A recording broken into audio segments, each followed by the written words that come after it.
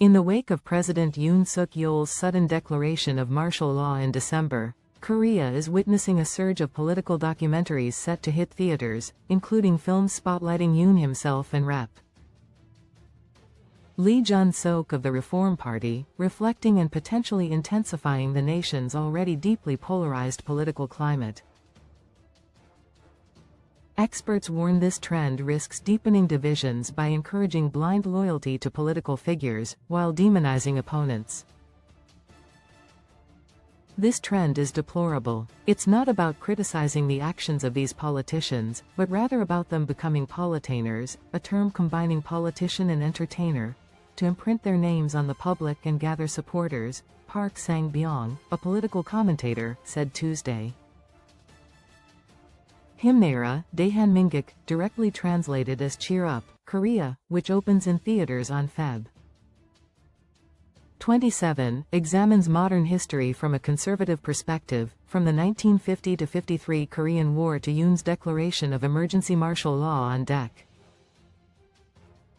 3. According to its distributor Kin Studio, the documentary's poster prominently features a double-exposure image of conservative protesters and Yoon, who is currently in custody at Seoul Detention Center on charges including leading an insurrection, clearly indicating the film's pro-Yoon stance. Meanwhile, a film supporting Lee is also slated for release on March 13.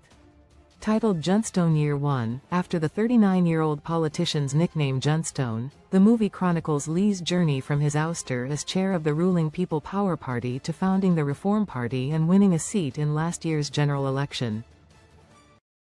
This film raised over 50 million won, $34,433, through the Korean crowdfunding site Tumblebug, exceeding its initial goal of 35 million won and demonstrating strong support for the young politician. In addition to current politicians, another documentary is in production about the 1998–2003 administration of President Kim Dae-jung. The film will depict the former president's path to winning the presidency, according to its production companies, Cinema 6411 and Myung Films. Cha Jae-kwon, a political professor at Pukyong National University, said that while these films about politicians can positively increase favorability toward the featured politicians, there was a negative aspect as the films may lead to divisive politics rather than politics for unity. Park also expressed concern that such film productions could encourage fanaticism and factionalism. Whether these films are planned by the politicians themselves or their supporters, this phenomenon appears to be an attempt by politicians to raise their public profiles, he said. In the past, politicians would publish memoirs or autobiographies to convey their thoughts and visions, but nowadays these attempts are made through visual media. This is a concerning move that could mislead supporters.